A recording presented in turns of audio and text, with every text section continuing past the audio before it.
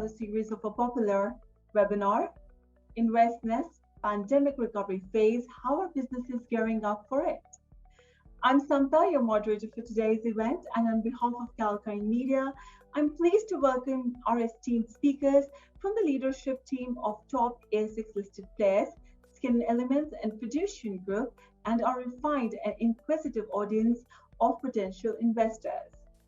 Now, as we know that COVID-19 pandemic has turned the tables upside down for all the businesses across the globe, and as the markets work towards adjusting to the new normal in the pandemic recovery phase, it is important to get insights on business resilience during COVID-19 and beyond. And to discuss this today, we have with us two honored presenters, Mr. Peter Malone, who is the Executive Chairman of Skin Elements, and Mr. Inderjit Singh, who is the Executive Chairman of Fiducian Group. And to share their insights today, they are with us. They will be talking about their business vision, strategy, and the latest achievements from their respective businesses. I would request all the panelists to mute your devices, and you may unmute yourself during the business presentation. The business presentation will be for 15 minutes by each individual speaker, and it will be followed by 5 minutes of Q&A round. All the webinar attendees can get their answers straight from the business leaders, and you can post your questions in the Q&A chat box given in your Zoom panel below during the webinar. The same will be taken by the respective business leads post their presentation. But before we begin with our session today, I would like to put a disclaimer for everyone that this webinar is for informational purposes only, and it's not a solicitation or recommendation to buy, sell, or hold the stocks of the company or engage in any investment activity under discussion. We are neither licensed nor qualified to provide investment advice through this platform. So now, without wasting more time, let's welcome our first speaker, Mr. Inderjit Singh, who is the Executive Chairman of Fiducian Group. Mr. Inderjit Singh founded the organization in 1996, and prior to that, he spent over 8 years with one of Australia's largest financial planning and investment management companies, where he played a key role in the development and management of its funds management and research businesses. Fiducian Group Limited is a specialist financial service company, and the company provides financial planning, funds management, investment platform administration. Welcome to Investness, Mr. Singh. Please go ahead with your business presentation. Basically, as Samta said, we have 3 revenue generating businesses. One is funds management, where we have 15 of our own managed funds, and we have 4 diversified funds, 4 sector funds, and 7 specialist funds. These are mutual funds which are offered in superannuation and ordinary investment. We have a wrap platform, or 2 wrap platforms actually. One is for non-super, which is managed discretionary accounts and separately managed accounts. And we have one where we are a trustee of a Fiducian superannuation service, and it's a public offer super fund. So we have an IDPS, which is an operator investor service, and we have a superannuation fund. And these are platforms where anyone can invest, and generally we prefer through the help of a financial planner. We also have a financial planning business, which has over 20 years of experience. We have a national footprint all through Australia, and there are a number of offices in various country towns and metropolitan cities. All this is backed by our own IT.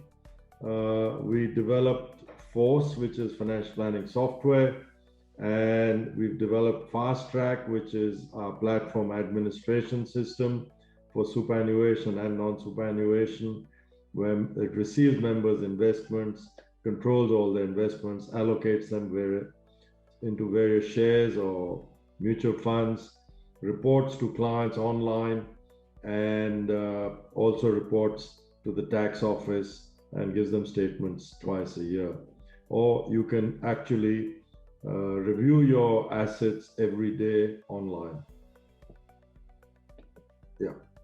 So what happened with us really in a real life experience was we're fortunate in that we're regulated by the Australian Prudential Regulation Authority, APRA. And we're required to do lots of business continuity planning exercises and disaster recovery exercises, including simulations. We held one around February 2020, which was opportune because the simulation given to us from an outside party was to operate if there was a pandemic, which was just the right timing. What came through on that was that we should include all our second and third level staff in a work from home situation. Now we're Australia wide, we have staff in Sydney, Melbourne, Brisbane. And so we immediately ordered 90 Surface Pros, and these were set up by our IT team, and the delivery to all the individuals were organized. And then just after that, the lockdown began throughout Australia. So we have a crisis management team, which has started then meeting twice a week to keep on top of things. And what we did at that time was that all metropolitan and regional financial advisors and staff were then able to work from home and communicate with their clients who were getting obviously nervous about what was happening and needed some communication from their financial advisors. Along with that, we had to introduce a lot of new cybersecurity measures and systems, which we did. And then obviously what became important for us was that the security and well-being of our staff obviously became the highest priority for us in whatever we did. Obviously, just going back sometime, well, before the pandemic, face-to-face contact, obviously, for management and staff and teams was available in the office, and the office was the best place to work because all of us had our hard copy files, desktop computers, servers, and data in the same place. And there was also a good community feeling where people could have lunch together or have functions together and things like that. So what we saw was in the future was really work from home as we started, and that eventually evolved to work from anywhere. So there were two areas that we thought that whether staff were place constrained, where they needed to work in the same place, or whether staff were time constrained, where they had to work at the same time or whenever they felt like. Digital communication, obviously, as most of us know, now became the new normal. And out of the woodwork, it was always important, but work-life balance became even more important as people felt that they might want to work from home. The other question that came up for us was, do we need the large offices we have where we pay a few $1 million of rent, which are actually being occupied just by a few people, maybe 2 or 3 in large offices that could house over 50 people, because people were then being asked to work from home. So the examples of time considerations were, could people work to their own schedule? If you're a planner, yes, you need to. If you're a team manager, a mentor, or a coach, or a guide, you did need to work at the same time. For example, a marketing manager that we have needed to be at the time and place with people, but found working from home more energizing. So, look at the next one. And then there were place considerations.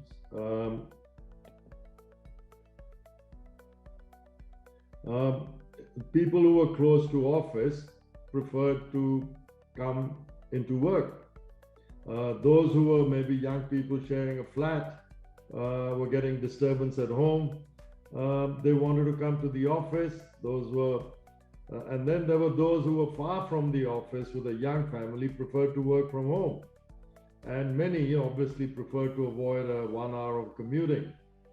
And then obviously there were issues of health and security that we had to consider for people commuting. So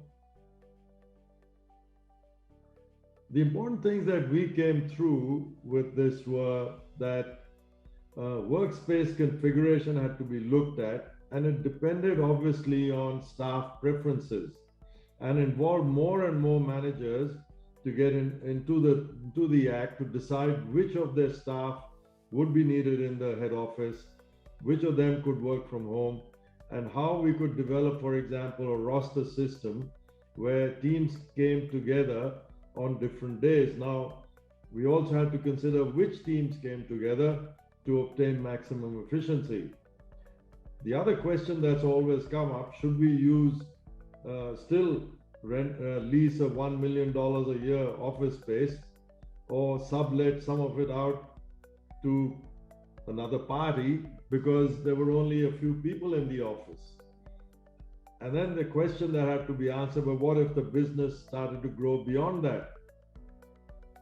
So the real issues for us became like building relationships, which were harder online. Even though I believe younger staff are starting to prefer communicating with a virtual person than a real person. And some of them prefer sending an SMS rather than speak to people. That's happening with some of the younger people. Recruitment of new staff online became a problem. Staff retention could become a problem in case if we didn't give people the opportunity to work from home or anywhere, we could lose them if someone else offered that. And I know there's a young man who wished to go to Newcastle because he has his future wife there, he's got his girlfriend there and his family's there, and he would like to move from Sydney to Newcastle. And then there was training issues, especially for new people. The important thing that we found was that we had to maintain the company culture, which we call the Fiducian family culture, where people are involved with the business and involved with the clients and the growth of the business. Now, those who generally tend to work from home or anywhere, we find that it could affect their promotion prospects because they weren't in contact with their managers as much as they should have, or even managing teams or looking after staff because they prefer to work from elsewhere. So all this stuff that's going on really is a work in progress for us and something that we are sort of having to fight for. Well, thank you. Now, in brief, we believe there's a lot of opportunities for growth for the business. Our current platform business, we have about 2.75 billion, and we expect to get more support for it from the independent financial advisors who are now wanting to sign up on and use us as one of their approved product lists. We have funds under management, which is about 3.7 billion. And we have financial planning, which advises people and advise on 3.62 billion. So the way we see it would be that the platform business, we hope to capture more share of the market from the disintegration of the large wealth businesses, as we would have heard of, that the banks are shutting down their financial and wealth management businesses. A lot of people are leaving the AMP, and there's a lot of movement between MLC and the others. So we want to attract the independent financial advisors and breakaway firms from larger dealer groups because we believe that our service quality is extremely good and we can really help with the planner's value proposition. We want to offer white labels and, as they say, badges where we can produce a platform for an external advisor or dealer group, and they can promote this as their own, and we do the administration at the back end. And we want to expand the separately managed account offerings that we have, and also the managed discretionary accounts. With respect to the funds business, as I said, there's 3.7 billion there. We want to distribute and expand the manager process to the various university super funds and other institutions. We want to get into help the charities and the family offices of the high net wealth people. We want to expand the distribution of the Fiducian funds, and we've already started through New Zealand, where there are a number of financial planners who are using our funds through established platforms. We also want to leverage our funds through the new funds passport regime, which has been established in Australia, and hopefully introduce our products to Japan, South Korea, and Thailand. And we want to distribute to wholesale non-advised clients who would be able to benefit from here. But some of our growth funds, like the diversified funds, are ranked in the top quartile, or in fact top decile. And over 10 years, for example, our growth fund had about 4 or so number ones out of over 200 fund managers who report in Australia through Morningstar surveys. And almost all our diversified funds are top quartile for 10 years, and some even up to 20 years, which is a rare occurrence for any fund manager to have that kind of record in Australia, to be number one in many periods and top quartile or top decile even up to 10 years and beyond. Our financial planning division, as I said, has about 3.6 billion. So the way we intend to grow that is to continue with acquisitions of other people's client books who want to get out of the business, and where we can find high synergy benefits for them and help those clients. So we feel that we could acquire businesses where we can add value for a planner's clients. Otherwise, we may not be interested for that. And we're finding quite a bit of interest there, where we buy the client base, then our planners look after these clients and give them a new value proposition. We also want to drive the recruitment of new planners to the dealer group, when we've had another about 10 or 15 talk to us now in the pipeline. There are about 8 or 9 who already have joined us, and we want to make sure that they have a good cultural alignment with our group and where we can have mutual opportunities for growth. Now, we feel that each one of these businesses have a great potential with the excellent funds performance. We have very competitive platform fees and really well qualified and trained financial planners who we have recently now been training online. So we usually had conferences and practice development days. We've now had to do our practice development days and conferences online, where people join in and we go through the regulatory changes, the strategic changes or strategies that can benefit their clients, the legal issues that are impacting us, the changes to our administration systems. And we've done a lot of work on IT, where we've really brought our administration systems to be on par with the best in the world. Everything is pretty much done online. There's very little manual intervention. And I think this is the best way that we can grow our business digitally, by giving contact digitally, having conferences and video conferences with our clients, and continue to give good performance. So we managed to weather the pandemic. We found solutions. The important issue for us really, in summary, is how we can retain our staff, train our staff, get new people on, and continue to grow the business in what is a rather difficult period, given that the most important thing for us is communication with our clients. And we have about 17,000 all over Australia, and we need to maintain that. A good thing is that some of our elderly clients are now starting to become computer savvy and really beginning to enjoy communicating through the computer. So I think we've got a good potential. We've got lots of opportunity. and the business, in my view, is going to continue to grow. We've delivered about over double-digit earnings growth in about 14 of the 17 years we've been listed, and we expect to do it again going forward. I think that's pretty much my presentation. Well, thank you so much, Mr. Singh, for this insightful presentation.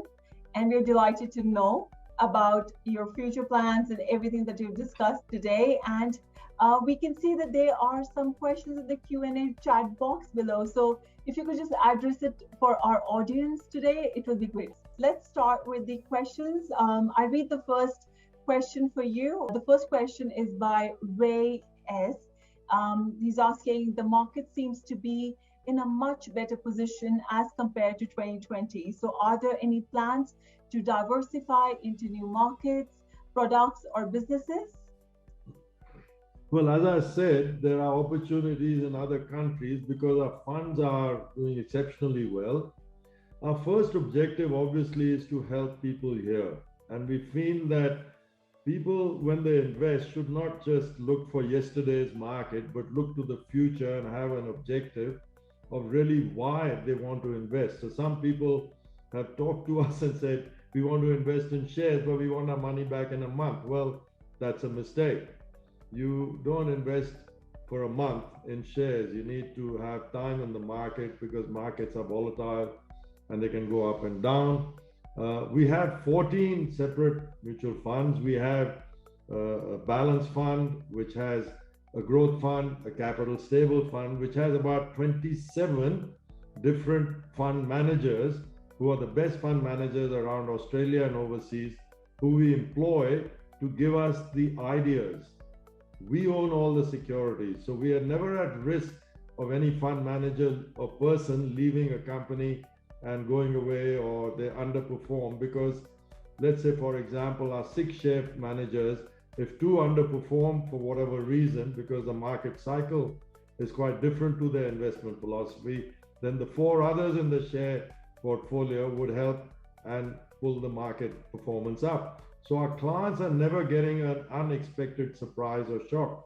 We also have sector funds like small companies, technology, which has been a phenomenal fund for us, if people like that.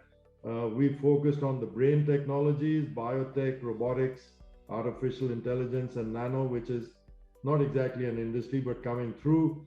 And that fund, if someone had invested about $250,000 10 years ago, it would be close to almost 1.5, 1.6 million. And that's growing really well because people are understanding technology is the future. We have a fund for India, an India fund, where we see that there's great opportunities because India is emerging from what was a stagnant economy and started coming out of that stagnation about 16 years after China. The only difficulty you have is India is a democracy, and sometimes people take it too far, and China is a communist party which can do what it likes pretty much when it likes. But a democracy will eventually survive, and I think there's a lot of opportunity for funds there. We have an emerging markets fund and global smaller companies fund, Australian smaller companies shares fund, and microcap, which is combined. So there's a lot of funds here that we have and opportunities. We also have portfolios that we can manage for people, 14 stock portfolios for pure income or for pure growth. So there's a great amount of opportunity.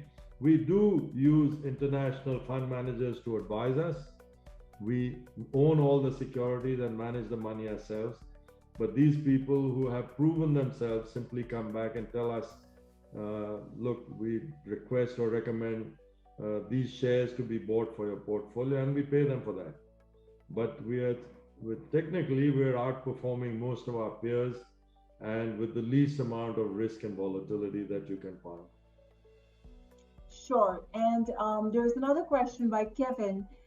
Kevin is asking, Indy, is the company looking for any potential acquisition or franchisee deal to expand the network of Fiducian financial planners across the Australian market? Oh, definitely we are, Kevin. If you're a planner, come across. We are looking definitely to expand. We've got about I think, 45 offices around Australia. There are about 80 or 85 financial planners, and we want to lift that to around 150.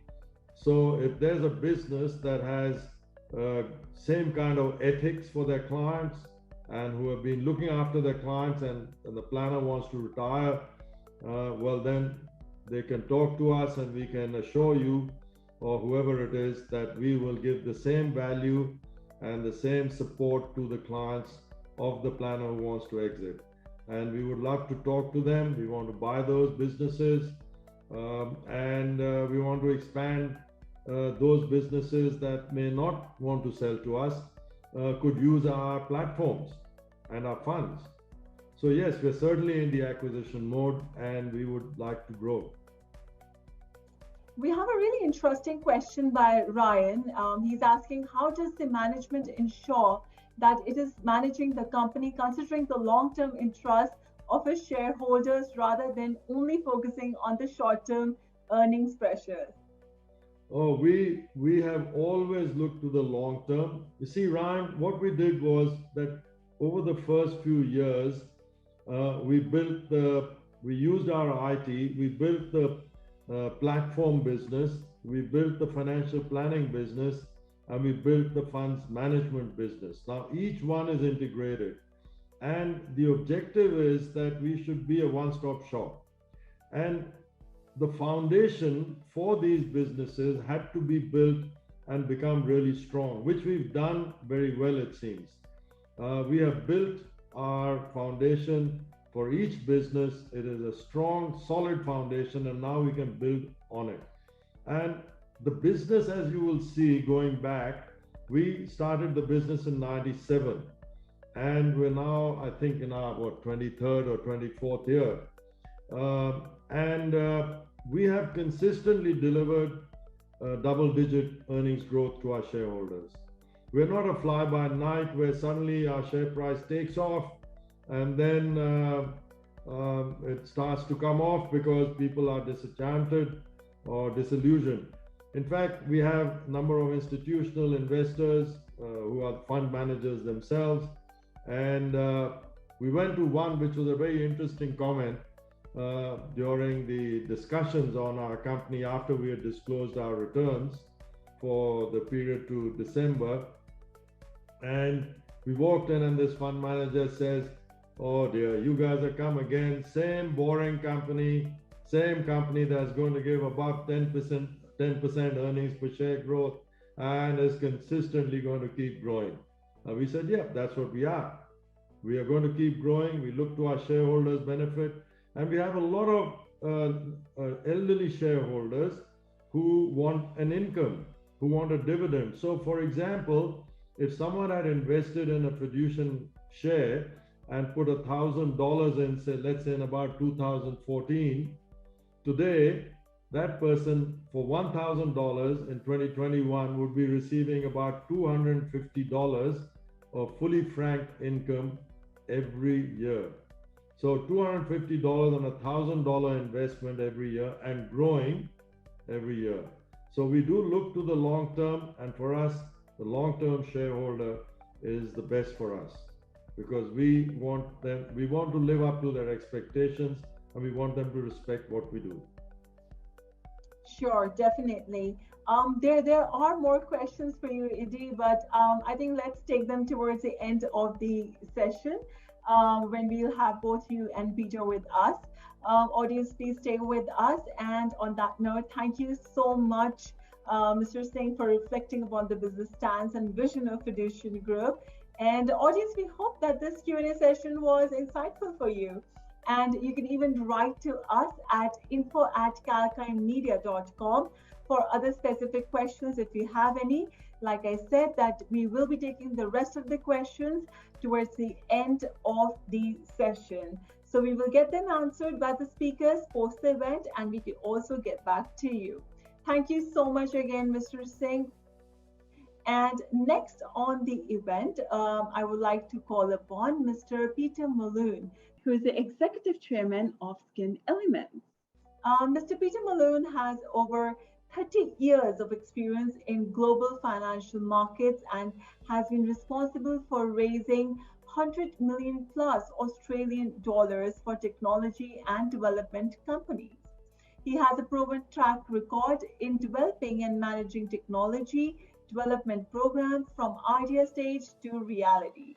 Skin Elements Limited is an Australian owned and operated skincare company focused on the development of natural and organic skincare products as an alternate to current chemical based products. Welcome to Investors, Mr. Malone. Please share your business presentation deck and you can take over the virtual stage. Yeah, great to be here, Samta. Thanks very much for the opportunity to present to your clients and your friends around your network. So Skin Elements has been a research and development company for a number of years now. It's over a decade long, nearly 15 years in fact. And what I'm going to speak to you today is what is the most important goal of people in a post-COVID world.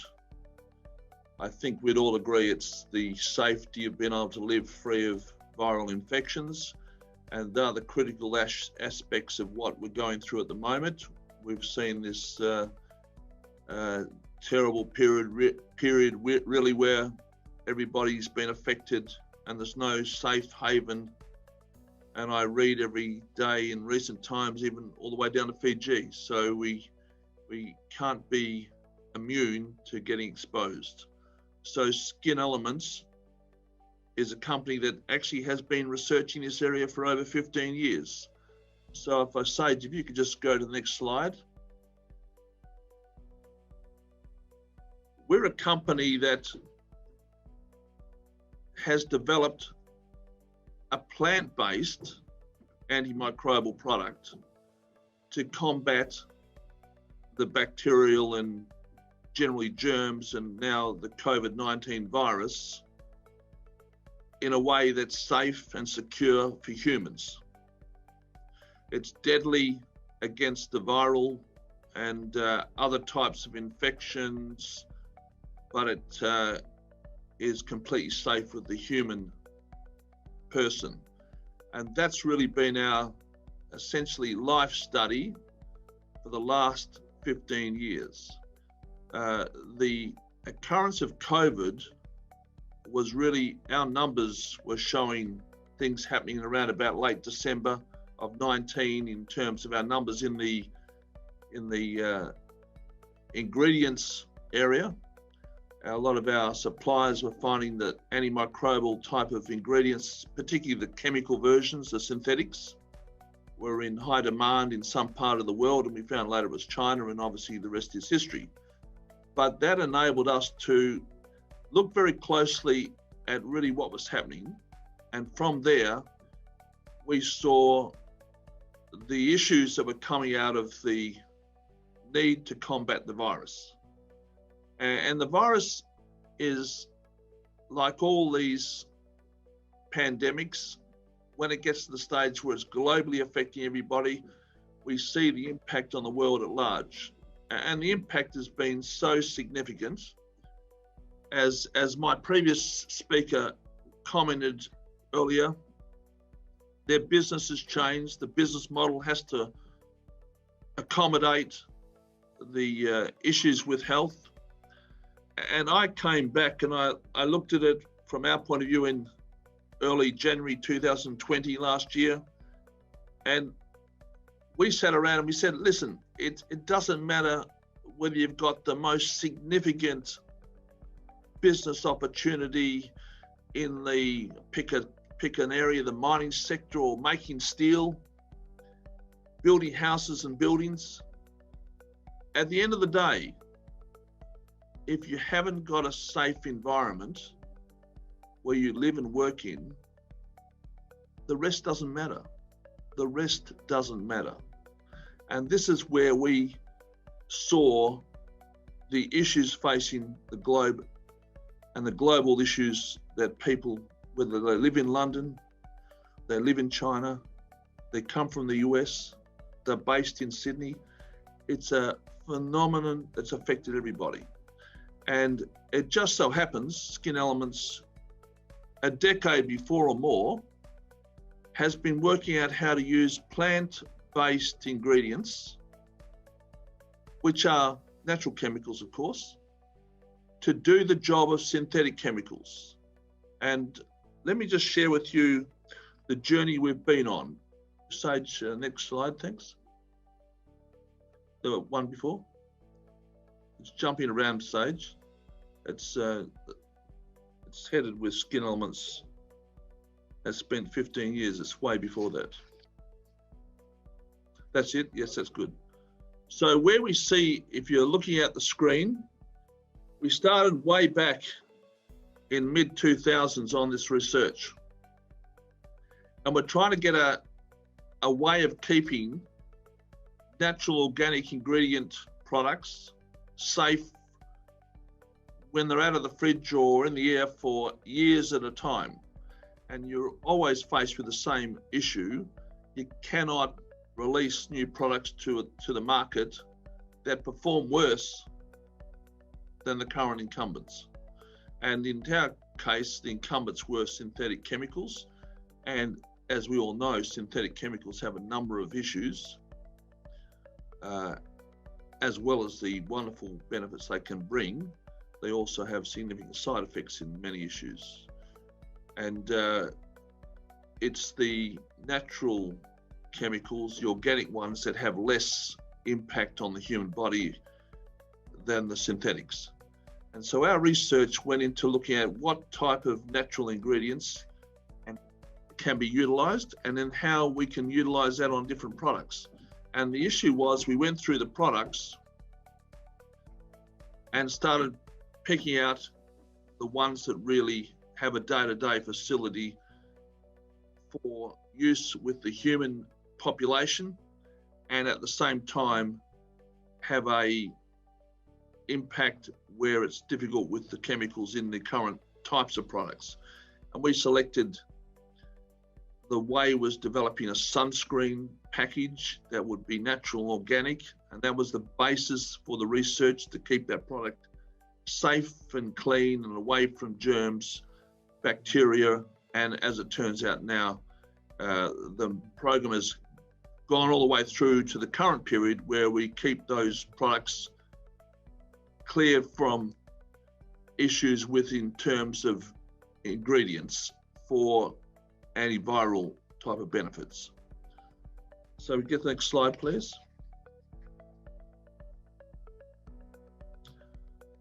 That's it, go back one step. So what we're looking at today in Skin Elements is, the big change is our plant-based antimicrobial package has now been designed to combat viral infections. And this includes COVID-19. And we had some early test work done in June last year in London. And the test work confirmed that not only were we on the right track, our products were already recording a level 4 success rate. A level 4 success rate, a log 4 rating, is in Australia a TGA qualifying rating as a TGA disinfectant. And over the course of the last essentially 12 months, we've been perfecting that product and developing it further. And this is running parallel with what the world is seeing. The world is needing a safe alternative to where we are at the moment. And the alternatives the world's facing is current products in this space. A log 4, level 4 antimicrobial based product is one of these essentially toxic chemical based products. They do kill the virus. They do have the capacity to be a hospital grade disinfectant. They are often globally used and have been used through the pandemic, which is essentially because there's been nothing else. I'm talking about here the benzalkonium chlorides, the strong chlorides, the hydrogen peroxides, the strong bleaches, the toxicity on continual use day in, day out, fogging rooms, cleaning places, the systemic chemical overdose for people living in those spaces. That's been the must-have, because otherwise the virus would keep getting more and more contagious.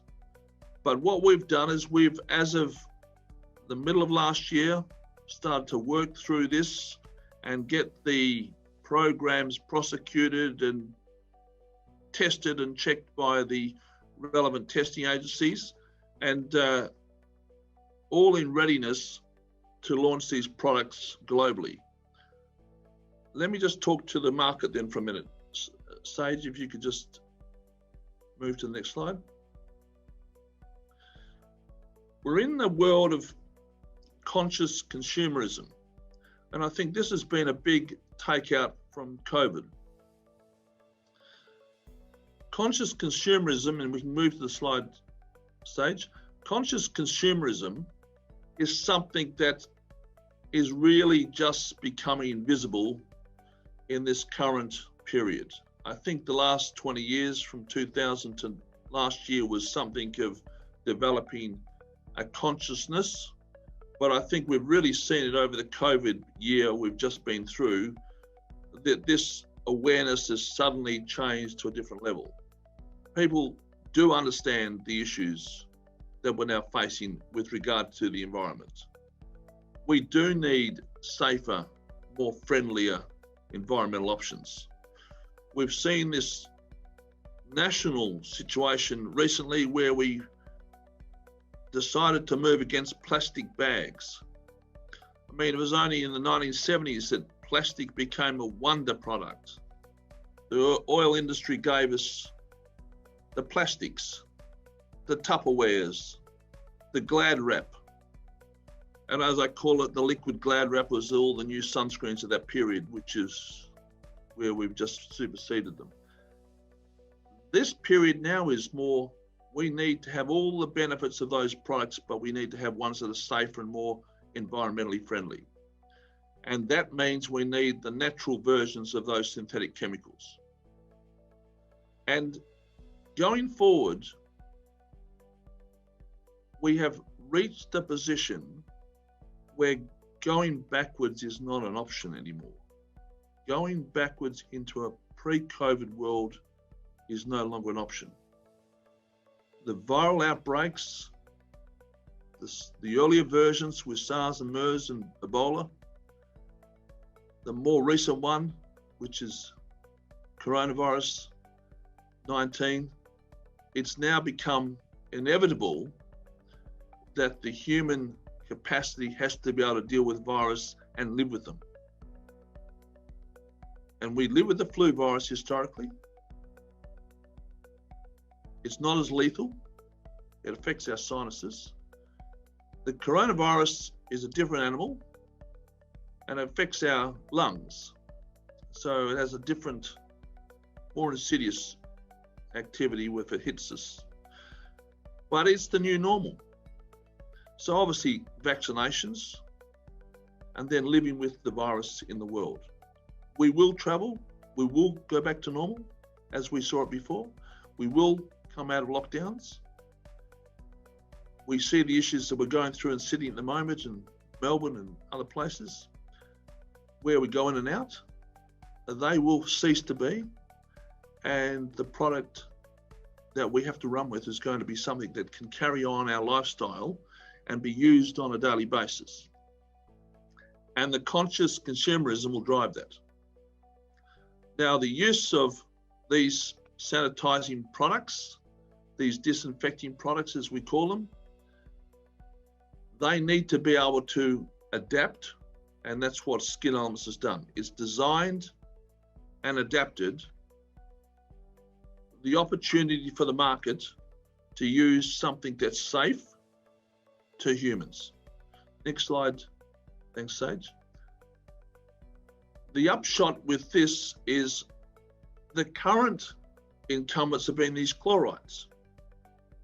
and these peroxides. And let's understand why we don't want them.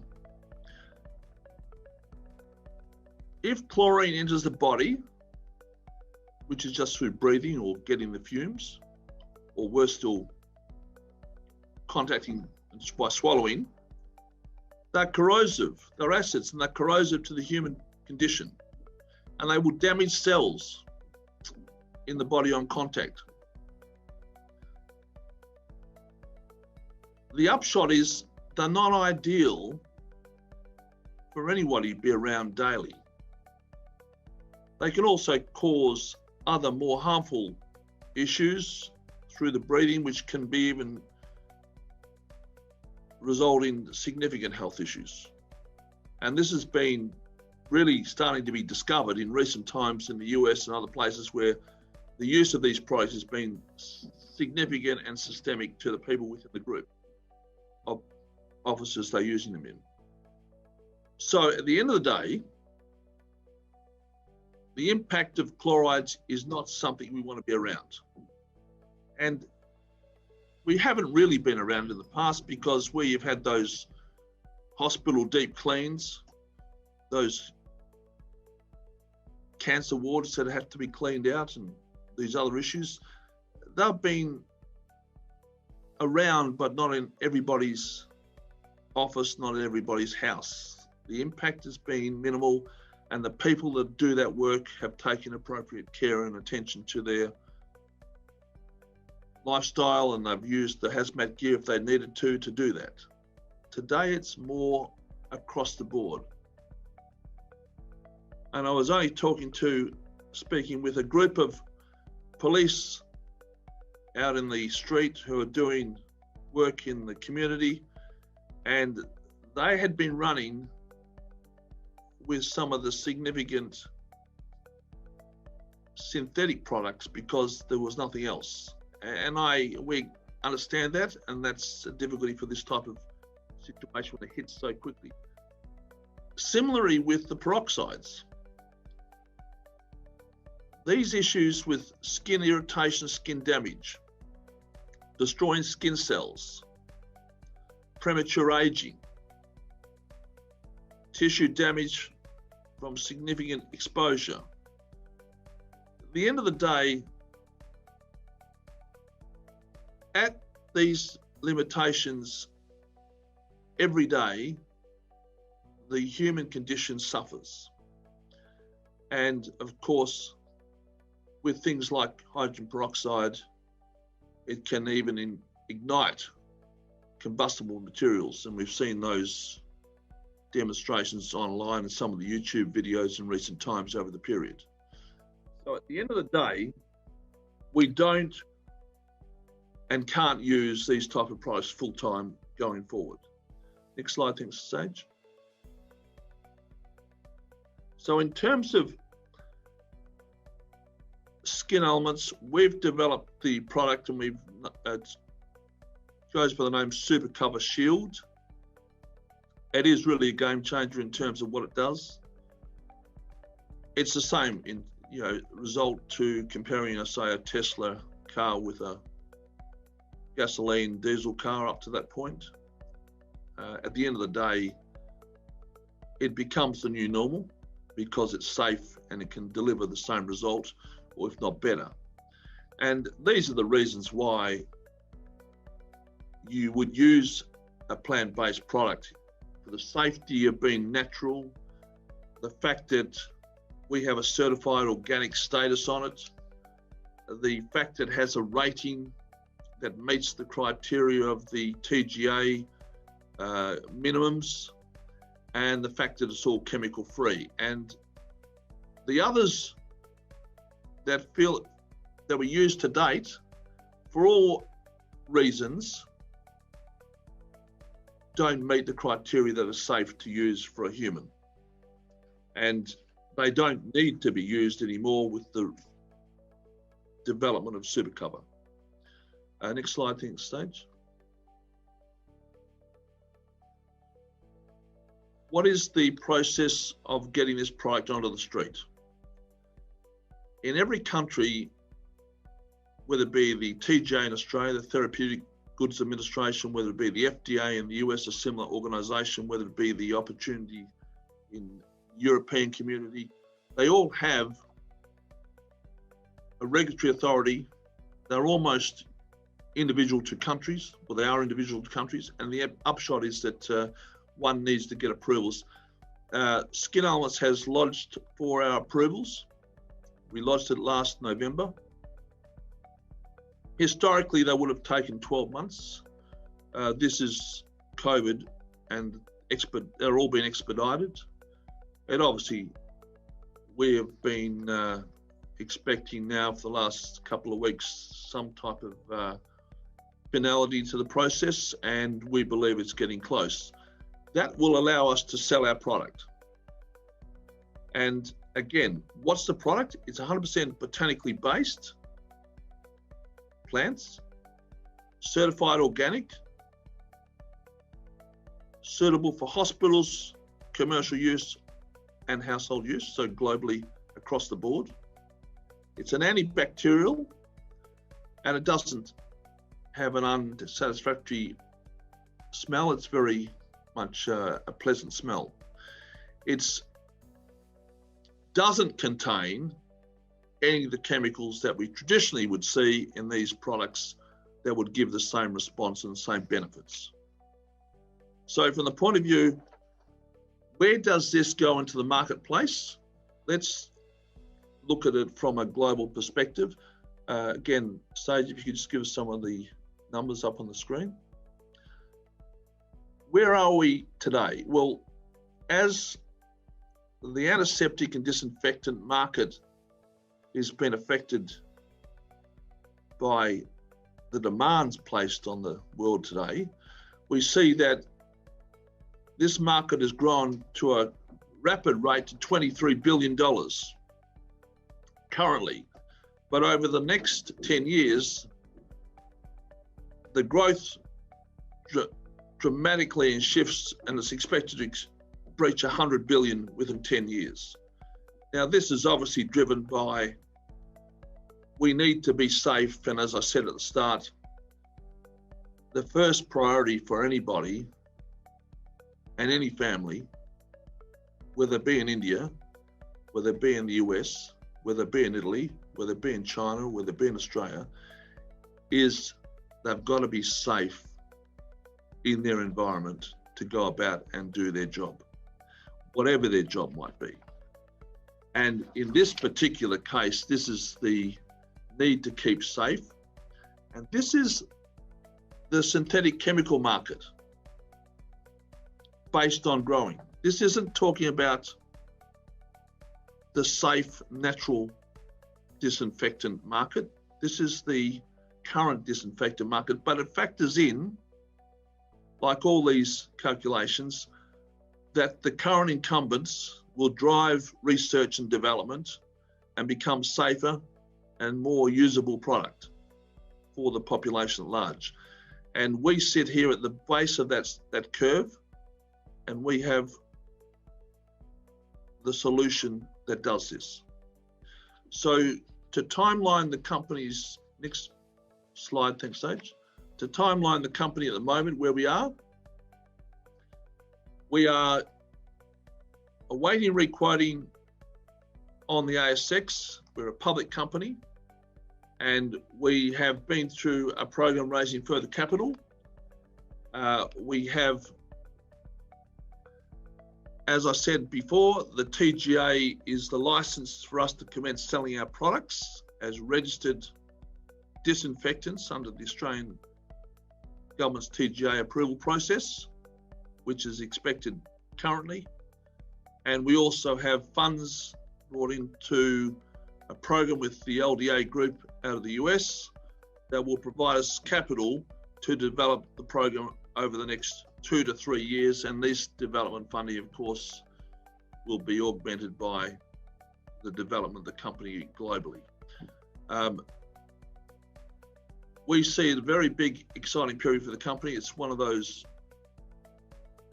major changes that's happened that causes products like what Skin Elements has brought to the table.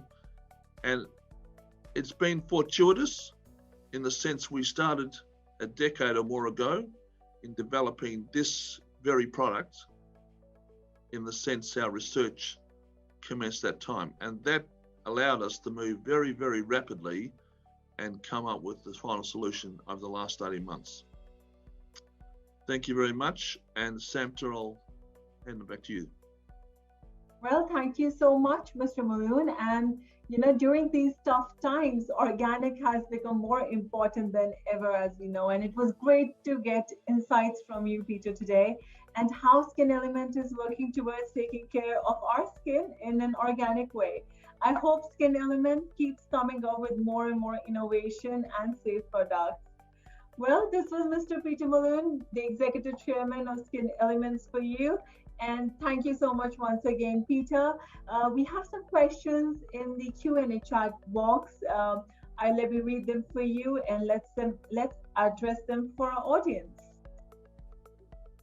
Okay, the first question is by Chilla Chili. She's saying, "Hi Peter, I like your story. Could you talk on the finances of the company, like the revenue, debt, cash at hand, etc.?" Yes, Chili, definitely. The upshot, can we have that slide, the last one, which I just put up now if we can? It's got our stock exchange data on it.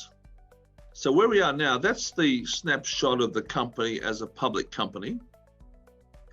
So the first thing is that the company has had a very quick climb over the last 12 months in terms of share price. Because the market is aware that we've been doing this research. And of course, the market knows we haven't got approval yet. So that will be another significant milestone for the company once the TGA approval comes in. The second thing, with regard to funding, the company has received a further $3 million in January this year, which has been brought in through an option conversion, and the company has over in excess of $1 million cash sitting in its balance sheet. The company is on commencing requotation, will be placing another $2 million worth of shares to LDA, and that will bring further cash into the development path as we start to build and launch the super cover product. So, and the facility with LDA is we can essentially place shares every 30 days to their group, and they, and round numbers, probably $2 million a month, and we have a 20 million facility available that's been approved. So we could essentially be placing $2 million worth of funding to them every month for 10 months, which would bring funds in to strengthen our business as we finance the growth. The number of shares we have is just over 400 million. As a research company, we've been developing and proving up these products. We have a range of also generic organic products in the company's product catalog, which will be getting launched once the world at large comes out of COVID and the new normal takes over, and we see consumerism come back into the space in the traditional way. And we'll be launching a whole array of new sunscreens, organic. There's about a range of 7 different SKUs at a certain different types of products, baby through to high performance. We'll also be launching a range of therapeutic natural organic products for eczema, arthritis, psoriasis, wounds and burns, muscle aches and pains, which are your rank and file products you need into the pharmaceutical delivery platforms around online and physically. And of course, we'll be coming out with a range of disinfecting and really any product that sort of fits into the sanitizing space will get some of the development work that we've done, and I no doubt believe we'll come out with antiseptic and disinfectants across global markets over time. So it very much is built around the 15 years worth of research, and very much a company positioned probably in the best space in a post-COVID world for not only its current disinfecting products, but also, as I said, the other products that we've built on the way through. Sure. We have another question by Nick Williams. He's asking, when does the company plan to initiate the registration process in the UK and the European Union? Yes, well, that's in process post TGA. So in some ways, the TGA in Australia will give us the rating, and to understand this rating, there's a level 4 log pass is level 4 log rating is a pass, as they call it, 99.99. There are some significant toxic chemicals that have we call a 5 pass, which is a 99.999, and we are, optimistic that we'll be way up there with the best of them, because I know the strength of the technology and what we've been doing, and we're waiting to see confirmation of where we sit with the TGA. But that will be then the basis to go into Europe, and we have our lab in Europe at Berry, and we have documentation that we'll be sending to them in some time shortly after TGA comes through. And though they all have slightly different tests, even the TGA in Australia wanted the European tests on our product. So in some ways, a lot of the tests that we use for other regimes or other countries will be already in some ways halfway there. So in answer to the question, we'll continue to roll out across other countries. Sure. There's another question by Ryan. He's saying, hi, Peter. We saw an unprecedented surge in demand for sanitizers and disinfectants during the COVID-19 pandemic. So how do you see the market shaping up in the future? Well, if we can come back to that previous slide, Sage, with the one with the market growth on disinfectants, the green tables, that's one there.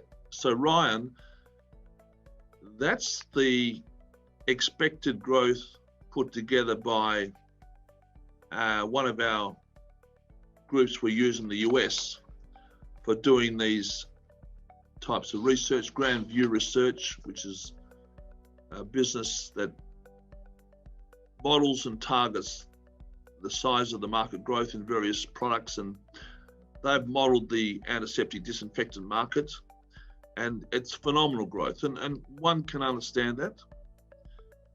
It's basically come out of the urgency of getting product to the streets. I mean, the urgency saw us using, of all things, alcohol for our hands.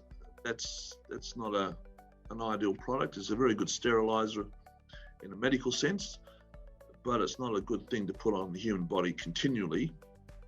The dermatitis and all the other issues that flow from that, and the difficulties you have to get rid of those type of diseases and infections, it could be significant in years in a lot of cases for most of those people that get caught with that. And we also saw, of course, the heavy use of the chlorides and the peroxides. And again, they are not ideal products to be around every day. And if you sit in your studio or your office and they decide to clean it and fog it every week, every day, for every year going forward, then probably we don't want to sit in that place.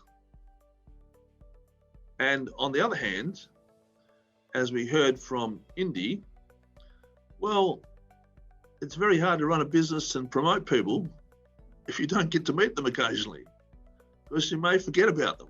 I'm not saying you should, but it's one of those things where we're humans. We like getting together, whether it be just for coffee. And if we're all worried about the safety and the viral activity around our space, that's going to be very hard to do. Therefore, you're going to have to use the disinfectants. And if you had to stay with the current ones, it doesn't work. It just doesn't work. And so at the end of the day, whether you're a kid going to school, and whether you're going to school in here, States or Europe or Asia, you end up with a lot of others, and you're in a classroom. And if you're going to pick up something, you pick it up. You've got to clean the classroom. And what we've got is a product that you can spray it in the air. It has no effect on the human condition. It's safe.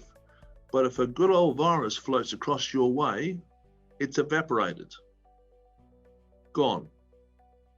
Like an ice block dropped into hot water, disappeared, blown to smithereens. Whatever way you want to picture it, it's gone. And that's the benefit of using Supercover. And as I say, it'll be available shortly. But the growth, from Ryan's point of view, they're modelling 100 billion within the 10-year period. It's a significant market that's not there today. It's come about because of where we sit. Sure. Thank you so much, Mr. Malone, for sharing such useful information with our audience today. And audience, we hope that this Q&A session was insightful for you. And you can even write to us at info@kalkinemedia.com for other specific questions that you may have. We will get them answered by our speakers post the event and get back to you. Thank you so much once again, Peter. It was lovely to have you back. Thank you very much. It was great to be here. It's always lovely to have you back with us. And while we are heading towards the session close, I would request Mr.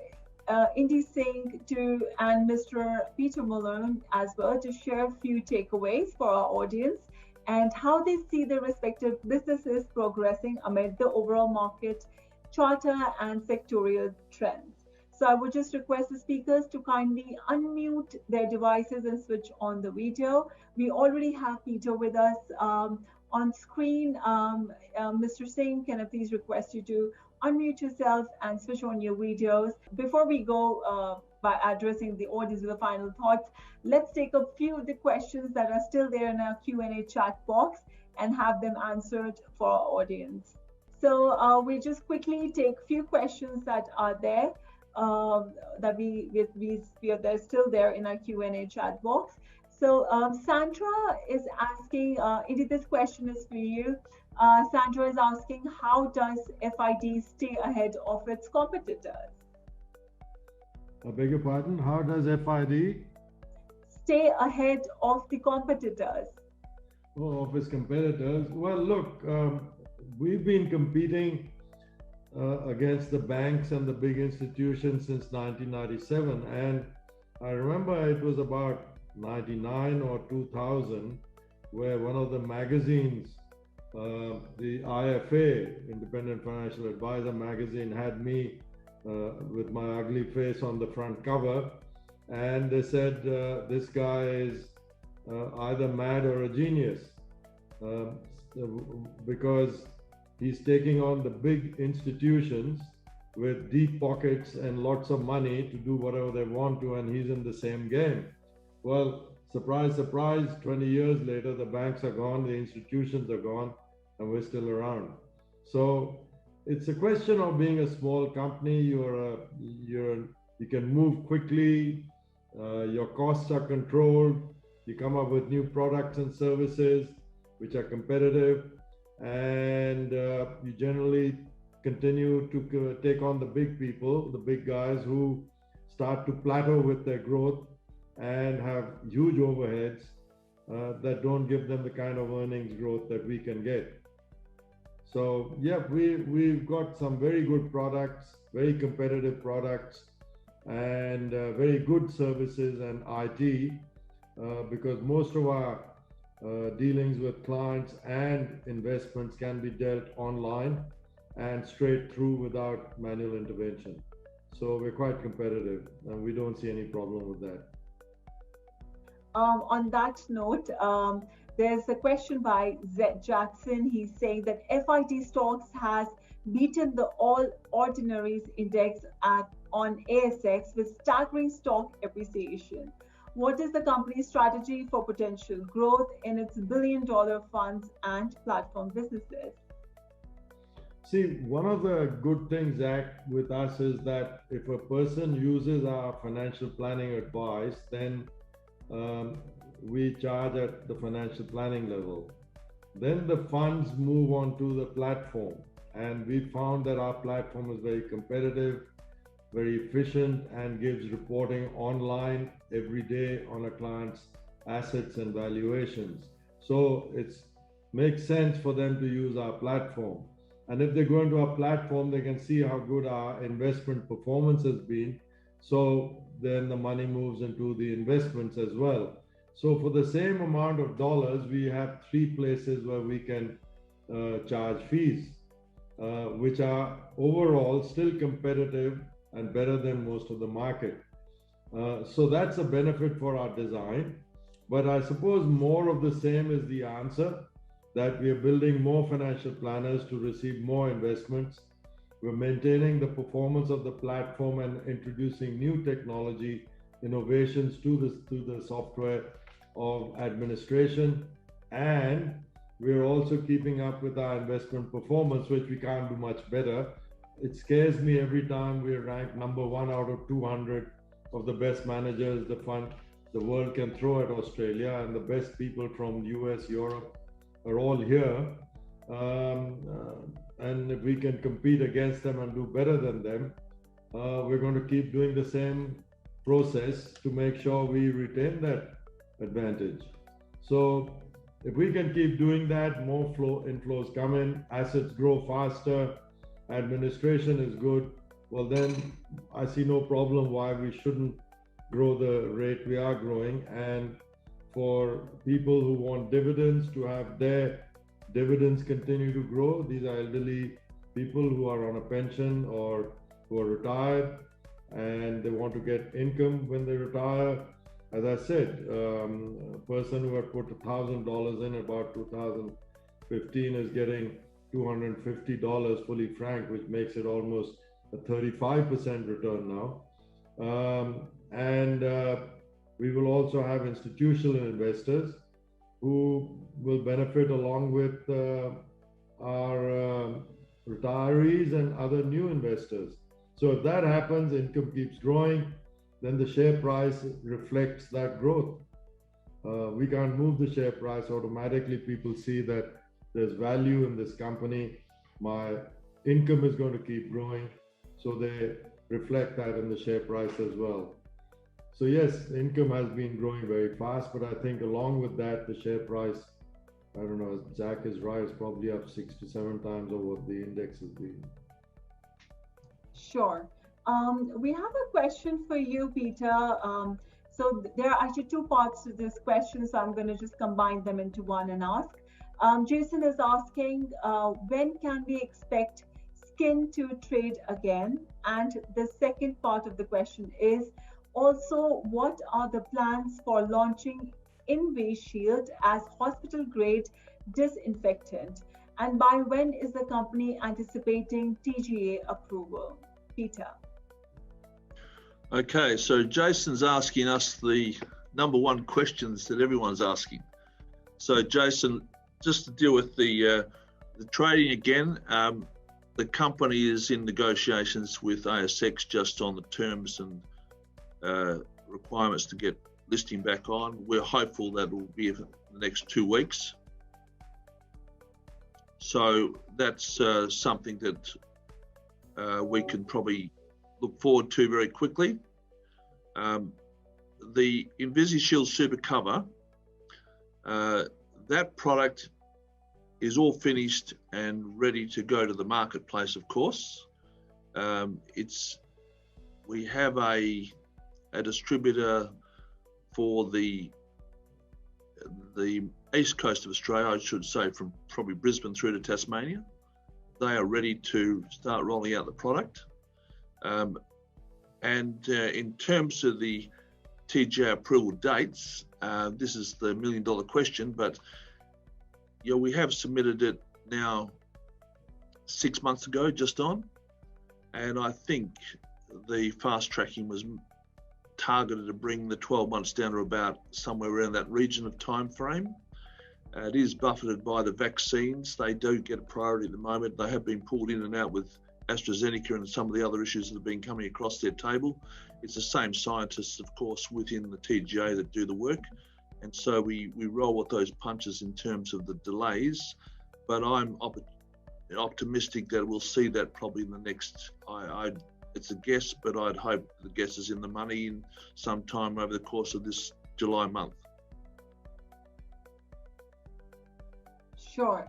We also have a question by Suzanne. Susan is asking, is the company looking at potential commercial scale distribution agreements for Inderjit in Australia and international markets? Yes, of course. I mean, distribution is the key here. And from Suzanne's point of view, that's the topic that we are talking to a number of parties in the US and the UK. But a function of this, of course, is in our space, distribution requires registration. So it's like you need to have the product approved in the country to be able to distribute it. And in some ways, what I meant early on the conversation on the detail of the presentation is that Australia is the first cab off the rank. It gives us registration. It shows everybody globally because of the strong holding. The TGA is held as one of the best regulating groups globally, and to get a pass from the TGA augments well for getting a pass from the other regulatory agencies globally. So not that it bypasses them, but it gives you the capacity to come in with you've got the credentials from another market which they regard highly, so they obviously look to it should meet their criteria, but they'll still do their own tests. So from Suzanne's point of view, as soon as we get TGA, our distribution program can move along with some degree of certainty. Sure.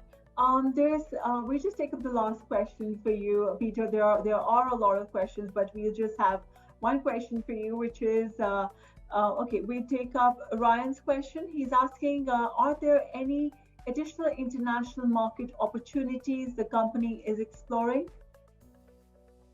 Yes, it's exploring a number of international opportunities, but for the reasons for Ryan's question is similar to Suzanne's. They're limited by the fact that we haven't got a registered product for those markets. But in terms of the research we're doing on those markets, in a really a proper practical issue, we're looking at very big opportunities across global markets. And it's basically how to keep people safe. And the safety aspect goes all the way through to every aspect of your life, and operations and businesses and industry and organizations. So you can start to get a feel for how broad this is. And in some ways, we're trying to look at who's the best distributor for this space. Because that best distributor, give you an example, football stadiums in Australia. Football stadiums are trying to get full football stadiums full of people. And governments are trying to make sure you sit with 1.5 to 4 meters apart, ideally, because we don't want the virus to flow over to the person next door to you. Well, you can't make money out of stadiums that are quarter full. You turn the lights on, you set the place up, the power is running, and you're losing money. You need to clean them in any event. So you've got to get, and in some cases in the stadiums now, they're considering sending drones out to spray every seat. Well, that's a completely different world at large. To get people to come out to see a rugby match on a day or night time event, you've got to spray their seats first. Now that's the new normal. What they're finding though, is if you're spraying them with toxic chemicals, what happens if you're sitting there, you're into a meat pie at night, and you drop it onto your chair and it's full of chloride or whatever an hour earlier, and you pick it up and eat it? You know, all these issues. These are unheard of risks that are coming out to the poor old insurance agencies, and the people have to cover risks are starting to think, well, their policy is going to be like. In a real positive way, a product such as ours could take a lot of that risk off those type of groups. So whether it be that type of application or whether it be someone who's just going into an environment where it's a busy shopping centre, the fact that it's fogged at night with a disinfectant that's safe means the toxicity risk for the human body is zero, but the benefits to the parties in the shopping centre is the virus will not survive.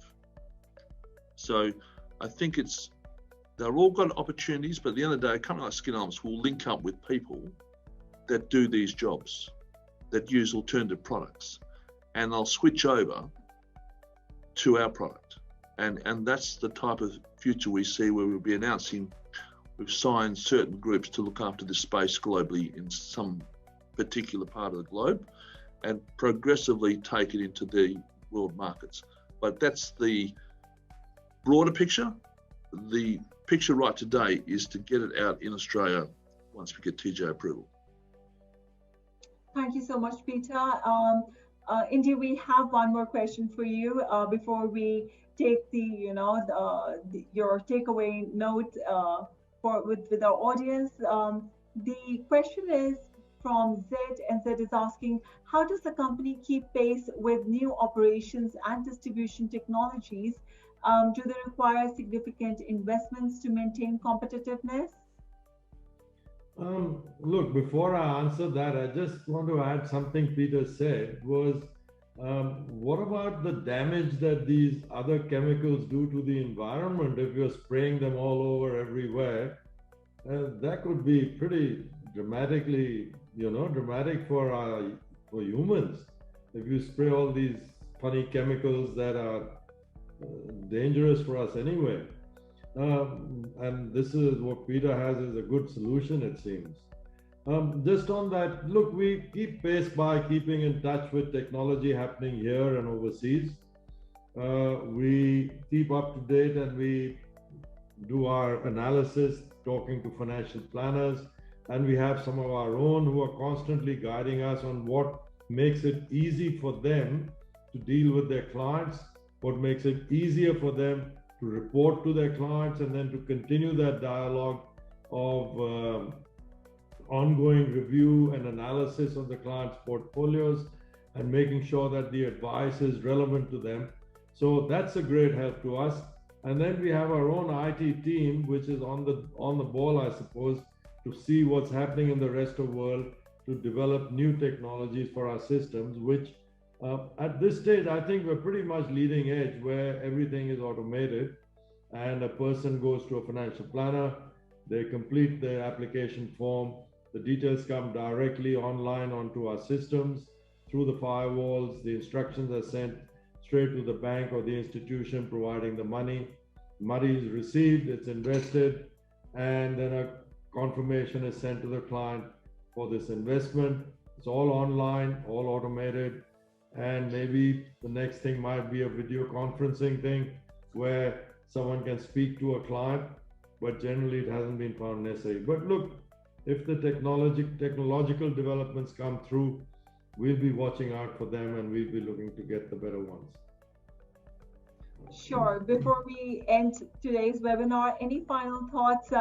Peter, final thoughts from you? Absolutely. I think the biggest takeout from we've seen post-COVID is the issue is the world has changed and we will be operating differently. And as Indy has commented in his business and we see in our business, the digital arena is taking over to a large degree. There will be new products in that arena that allow us a lot more flexibility. We're looking at the idea of a video wall. You can just talk to your staff, and they could be based in London. It's real time, and it's their location. They won't fly necessarily to another country. There'll be a lot less movement in that way because of just the strictness of some of these countries and how they operate politically and what they will allow and won't allow. But in terms of, and as a global business, that's important. But I think the biggest take is that it has changed, and we need new products and new systems to adapt. And that's where we fit in. Sure. Indy, final thoughts and takeaway note from you? I think Peter's product is quite valuable, because what I'm hearing now is that most of the people I talk to who've been working from home say they're putting on weight, eating at home, their lunches and stuff. But this work-life balance thing is going to become pretty big, where people, when we survey them and we ask our staff, what would you like to do? Many of them say, look, we'd like to come to the office, but we'd prefer to actually work from home for a couple of days out of 5. And, so it's becoming important that the environment and health and everything is good, and that we have, we look at what people are actually looking to, and that's going to be the big change. There's work-life balance and digital connectivity. So that's happening. It's already in place. Well, thank you so much, Peter and Indy. And on behalf of Kalkine Media, I would like to extend my gratitude to both of you for sharing your views on the business prospects amid broader industrial perspective with our audience today, and answering all their queries with such great analysis and patience. So thank you so much. And I would also want to thank our wonderful audience for attending the webinar today. We hope you found all the sessions very informative and interesting. For dwelling further into equity market updates, audiences do visit us on media website, which is kalkinemedia.com. Speakers stay abreast with market moves, stock updates, and economic transitions with Kalkine Media. Also, do visit our equity research website, that is kalkine.com. Stay tuned with Kalkine for upcoming InvestNest webinar series. I hope to see you all once again. And as you know, that we are very active on social media, so do stay connected with us on Facebook, Twitter, Instagram, and YouTube. And if you have any queries, our email ID is info@kalkinemedia.com. And for all the questions which we have not been able to take in today's session, we'll try and have them answered by our wonderful speakers and have them mailed to you. This is your host, Samta, signing off for today and saying goodbye and stay safe. Thank you all for attending today's webinar.